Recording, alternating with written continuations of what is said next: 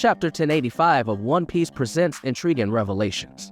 In the preceding chapter, we were taken aback by the unveiling of certain historical facts. This revelation stemmed from a conversation involving Nefertari Cobra, Gorosei, and Imu, in which they discuss events that transpired 8 centuries ago. Moreover, the discourse surrounding the enigmatic character of Nefertari Lily piques the curiosity of fans.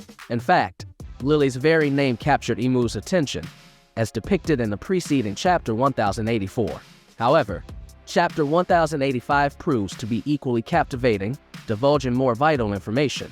Let us delve into a review of One Piece Chapter 1085. This video contains spoilers. If you don't like spoilers, please leave this video. Chapter 1085 introduced the intriguing revelation of Imu's existence, which has gradually become known to many individuals. This revelation stems from the awareness that numerous people are privy to the existence of a formidable figure occupying the empty throne in Pangaea Castle. Initially, Nefertari Cobra was taken aback by this revelation, although it turns out that he had heard whispers of it before. Cobra shared that among the 20 kingdoms, there was an exceptionally ambitious individual. Regrettably, before Cobra could divulge further details, he was suddenly assaulted by Imu. Another character entwined in this unfolding drama is Sabo, who had been covertly observing the conversation between Cobra, Gorosei, and Imu from behind a pillar. Sabo valiantly attempted to rescue Cobra, but, unfortunately, his endeavor proved fruitless. The third person involved is Wapol, who inadvertently became a witness to the events. Presently, Wapol is striving to distance himself as much as possible, fearing pursuit by the Gorosei.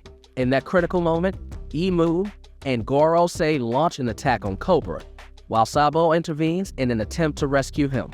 Tragically, Sabo's strength proves insufficient against the combined might of Gorosei and Imu, resulting in both Sabo and Cobra sustaining injuries. Recognizing the dire circumstances and his impending demise, Cobra implores Sabo to flee. However, before sacrificing himself for Sabo's sake, Cobra imparts a final message to him. Firstly, he urges Sabo to convey to Luffy and Vivi that they share a connection to the enigmatic D family. Secondly, Cobra implores Sabo to safeguard the Poneglyph and catalyze a transformative awakening in the world. This second message encapsulates the contents of a letter penned by Queen Lily, a missive that has been passed down through generations. Up until now, information regarding the D clan as adversaries of the Celestial Dragons has been mostly conveyed through second-hand accounts. For instance, Rosinante informed Law that the D clan was the nemesis of the gods, with the gods referring to the Celestial Dragons. However, in Chapter 1085, we finally received direct confirmation from Imu. In the preceding chapter, Cobra inquired about the true significance behind the indomitable spirit of the D clan. Regrettably, both Imu and Gorosei evaded providing concrete answers. Nevertheless, Imu himself disclosed that the D clan indeed posed as adversaries to his people, and they were the formidable foes encountered during the monumental war that transpired 8 centuries ago. In addition to the revelations about the D clan, an intriguing aspect of this chapter is the unveiling of Imu's powers. It is disclosed that Imu possesses abilities associated with shadows or darkness. This is evident when Imu launches an assault on Cobra using a dark or shadowy arrow, which proves to be detrimental to Sabo as well.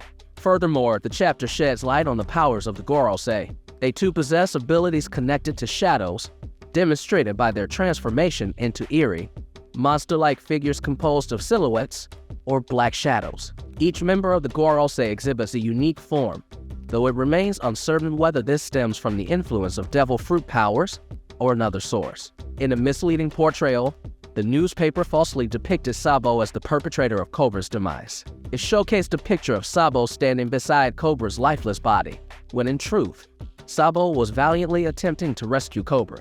This pivotal moment was captured by a surveillance Den Mushi within the room, and the world government later exploited this image as a means to slander Sabo's reputation. One of the members of Cypher Pole, Jabra, aptly described this particular reverie as the most chaotic one yet. Indeed, numerous epic events unfolded during the reverie.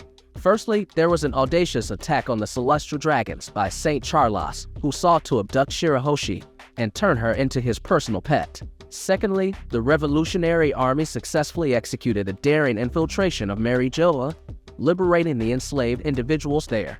Thirdly, an intriguing moment transpired when Admiral Fujitora chose to release the slaves, provoking the ire of Green Bull. This ultimately ignited a confrontation between the two admirals. Lastly, and undoubtedly the most significant, were the events that unfolded at Pangaea Castle. During his conversation with Gorosei, Cobra ultimately met his demise when and Gorosei extinguished his life. Additionally, Vivi, another prominent character in the story, fell victim to a kidnapping orchestrated by the Cypher Pole. The purpose and the instigator behind Vivi's abduction remain unknown. Nevertheless, towards the end of the chapter, Vivi miraculously managed to escape. In conclusion, One Piece Chapter 1085 emerges as an outstanding installment in the Egghead arc. It unravels numerous facts and revelations, providing fans with an explanation of past events and shedding light on the occurrences during the Reverie.